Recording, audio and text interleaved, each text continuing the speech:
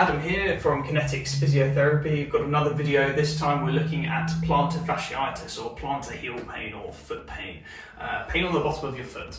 So plantar fasciitis is a bit of a technical term for looking at pain that can be on the bottom of the foot here, usually stemming from the heel, going across up to the ball of the foot here, and can go on the sort of arch of the foot, particularly on the inside. So we often see it in people who do a lot of walking, and people that do a lot of running. It's quite common, and a lot of the time on their feet as well. Maybe not even necessarily an active person, but if you see someone that's on their feet a lot of nurses get this when they're at work, having to run between wards and different patients, and they don't sit down for the whole 12 hours and they do that day in, day out. It can really cause a problem with that foot pain. So plantar fasciitis is essentially a bit of overload through the tissue that sits on the bottom of the foot. So on the bottom of the foot, where you tend to get the pain, are all the muscles that wiggle the toes, that contract the toes. Also, you have a part of the muscles in the calf come down, and they go under the bottom of the foot, and they help come up onto your toes. That's why you tend to see it with a bit more runners. But anything that involves moving the toes, which you do every time that you walk, they sort of claw at the ground to push you, propel you forwards, that's going to cause a bit of load going through that tissue on the underneath of the foot. And if you've got poor mechanics around there, or if those tissues aren't able to cope with that load, then you're going to have a bit of problem, and it's going to cause a bit of inflammation, and it's going to cause that pain. So generally what you'll find with plantar fasciitis is it tends to develop over time. There's no real sort of traumatic event that causes it. It tends to be a development with maybe some changes to your routine. Maybe you walk to work rather than drive to work, or maybe you've put on a little bit of weight, so there's a bit more stress going through there, that can cause it. Or maybe you've just decided to take up running, and there's that sudden change to your daily routine, or you decided to take up walking, that can cause it as well. Or sometimes some changes in footwear as well can be sort of the culprit and cause that altered mechanics. So when we're looking at treating plantar fasciitis, there's a few things that we usually consider. The first one is the capacity of the muscles in the bottom of the foot. So that's the rule number one, or the first thing that we look at is how much you can cope with. So we usually look at walking, have a feel of the bottom of the foot, make sure we find the right tender points. It's usually quite tender, again along that medial arch on the inside of the foot here, and across the whole of the bottom of the foot and the heel of the foot as well. Have a look at your walking. Generally what you'll see as well sometimes is the foot rolling in. It's not always the case, but that can put a bit more pressure on that area and put a bit more stress on those structures on the bottom of the foot. If that's the case, sometimes we can provide insoles. I'll leave a link in the description to ones that I usually hand out. They're really, really good, and they're quite spongy as well, so they can be quite soft. But generally speaking, it's if you keep putting that pressure. We see it with mostly people that are on their feet a lot, like gardeners as well. If they keep putting that pressure on the feet over and over and over again, it's going to inflame those tissues, even if they are strong. So, and they tend to get quite tight as well, can feel quite tense on the bottom of the foot. So we look at sort of a combination of loading exercises, things to put in your shoes, and also stretching type exercises to stretch out that fascia or that tissue on the bottom of the foot. So I briefly touched on it earlier, but there's a few different things you can try in regards to putting things in the shoes. So we've got those insoles that can help with supporting the inside of the foot. If you've got a bit of rolling in of the feet whenever you strike the foot, if they're rolling in, it can cause stress on the tissue on the underside of the foot. So we can provide insoles to try and correct that, or not necessarily correct that, but reduce the stress that's caused by that, and while we work on the exercises to strengthen the muscles on the inside of that arch. The other things that we'll look at, if say for example when you strike the foot is nice and comfortable, doesn't really have too much deviation, great, perfect, but it's still painful when you strike the floor. There's a couple of different things that we can look at. They usually look at these sort of gel insoles to put. There's like heel cups that you can use, that just if the pain is on the heel of the foot, then you can buy heel cups that are made of this gel to put on the shoes. Don't provide any support, they just provide cushioning, which takes the pressure of that tissue around there, so that can be quite comfortable. But if it travels further down the foot, sometimes it can go so maybe 3/4 length down the foot, Again, there's a gel insole that you can put in the shoe. It doesn't provide much support, but if it's not needed, it can provide that cushioning all the way along up to the ball of the foot, so it can be really effective. So if you want to try those out, I'll leave a link in the description to give them a go.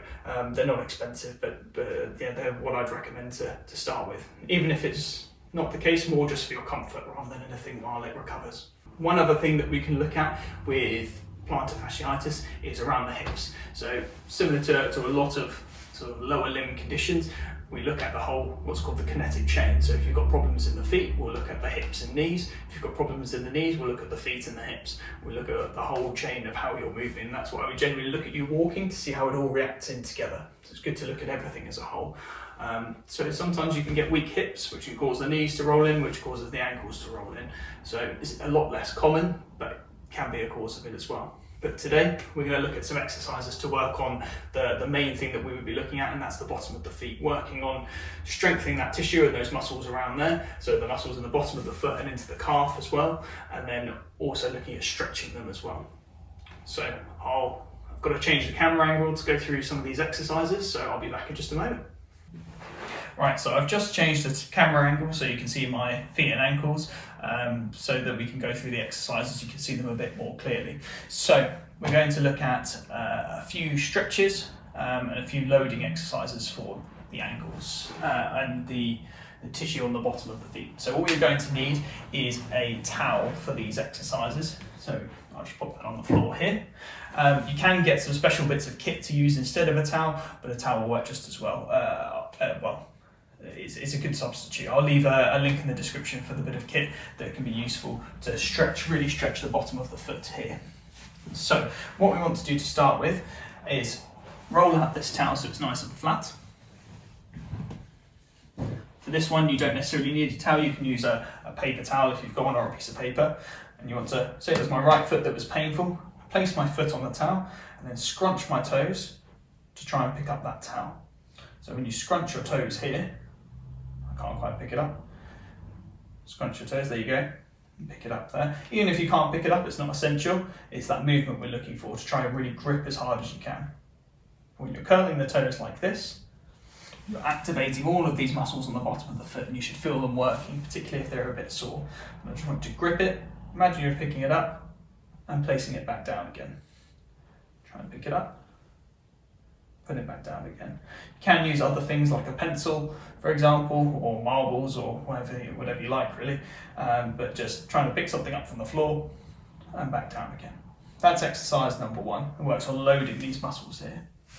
So some of the muscles that travel down into this part of the foot sit in the calf here. So you can start with just some simple heel raises to begin with. Should be relatively straightforward if you have plantar fasciitis. So to target the bottom of the foot just that little bit more, grab the towel, just fold it over so there's a little bit of a raise here. Then what you want to do, pop your toes on here. So it just elevates the toes a little bit. And this is where you can get that extra bit of kit to try and work on this part of the foot. So I'm just going to do it as a single leg heel raise just so you can see the inside of my foot. What you want to do is just put the toes, sorry, just adapt it a little bit. Just put the toes on there so the toes are raised. So you should be able to see it there. And then what you want to do is then come up onto the toes like this and back down again. Make sure you've got something nearby for a bit of support if you need it. But as soon as you extend the toes like this, just puts a bit more of a stress on the tissues of the bottom of the foot, so it can really help with plantar fasciitis. So start with 2 legs. I've gone to 1 just so you can see, but once you find 2 legs, it's a lot easier. If you can go up and down with 2, no problem. Then just go onto the one side, especially if it's just the one side that's uncomfortable. But work on trying to build up to, say, 15 repetitions, but it's depending on what you want to get back to doing. So from a loading point of view, you've got the squeezing the toes, you've got the heel raise, single leg or double leg, depending on how you're getting on. Okay. So then we also look at stretching. So to start with, you'd start with your typical calf stretch. So if I move this to one side, so you'd have one foot behind the other, have a wall to lean on in front of you or back of a chair. That back leg, you're going to keep the heel on the floor, but what I want you to do is bend that back knee. You should feel a bit of a stretch into the lower part, more always towards the Achilles there. and try and hold that. So with a stretch like this, you should be holding for at least 45 seconds. Okay? So you should feel a nice stretch in the soleus there, which is at the bottom near the Achilles. Holding it for 45 seconds and then relax. If it starts to get painful, ease off of the stretch. You don't have to really be stretching into it. If, say for example, you're holding it for 30 seconds here and it starts to get quite uncomfortable, just ease off of it a little bit. Okay? Now, to work on the plantar fascia a little bit more, we get this towel again, or that bit of kit that I'll leave a link in the description for, and you raise the toes. So very similar, almost the same stretch, but you just have the toes elevated, step through, and bend that knee at the back. Keep the heel on the floor, and keep the toes or the foot pointing at 12 o'clock in front of you. If it rotates out to the side, you won't feel the stretch quite as much. I'll just move up so you can see it in the camera a little bit better. So extend the toes and step through. And again, similar to before, holding that for at least 45 seconds, ideally longer. But holding that there. And then the final stretch you can look at in the seated position. So I'll just move the camera angle again. So for the final stretch, you want to be in a seated position. I'm sat on the edge of a bed, you can use a chair, whatever, it doesn't really matter so much. So there's a little bit of flexibility needed. If you can't do this stretch, go back to the one with the towel that's rolled up and placed under the toes and stepping over, or introduce that bit of a kit that I'll leave a link to the description for. So what you want to do is, say if it's my left leg that we're going to stretch, place it over the top like this. That's the only flexibility you really need, is just sort of around the hips here, being able to put one leg on top of the other. And then what you want to do is, with the left hand, you're going to place the heel of your hand over the toes like this. And then what you're going to do is wrap the fingers around the ball of the foot here, and you're going to pull back towards you, so you're extending the toes. And then in that position, other hand goes on the heel, and you're just going to guide it round. Won't be an enormous movement from this hand, but it's just to facilitate it a bit. And you really want to make sure that the heel of your hand on the big toe, you really want to try and extend that big toe if you can. Okay, so you're going to pull that towards you and just support with the other hand. And you should, if this is a movement that's difficult for you, if you do have plantar fasciitis, you should feel a nice stretch on the underside of the foot here, particularly between this knuckle here, on the ball of the foot here, going down into the heel here. You should feel it stretching all the way along there. So really try and push that big toe in particular. Make sure you don't forget the other toes as well, but just focus on that big toe as well. And then you should feel a stretch along here. And similar to the other stretch, holding for at least 45 seconds if you can. So all stretches should be held for that long, just because if you don't hold it any less than that, when you come out of the stretch, the tissue will just go back to where it was before, so you won't really get any carryover effect from the stretch. So it's a little bit pointless really. Holding that and relax. Give the toes a little bit of a wiggle. And you can always move off the other side. So you might find that one side is a little bit tight from the other. I know my hip is a bit tighter this side, as you can see. But heel of the hand over the toes, wrap the hands over the top, the ball of the foot, pull towards you here. You should feel a bit of a stretch on the bottom of the foot. Not always the case with everybody. If you don't, you might feel more of a stretch with the towel. Everyone's a little bit different. You don't necessarily have to do all of them, but this is just a variation that you can try. So that concludes the exercises for plantar fasciitis. If you did find it useful, then please leave a like and share it with anyone else that might be struggling with this and might benefit from these exercises as well. Tell them about the insoles, let them give it a go. They can be really, really useful, especially if you've got quite a hectic lifestyle and you might not have time to fit these exercises in as much as you'd like, then it's definitely worth trying the insoles. It can just take the pressure off, especially while it's recovering, because unfortunately plantar fasciitis can take quite a while. It can take sometimes 6 months plus to get better. So if you can get into a routine of doing these exercises regularly, it's definitely going to benefit in the long term, but stick with them because it can take a bit of time, unfortunately.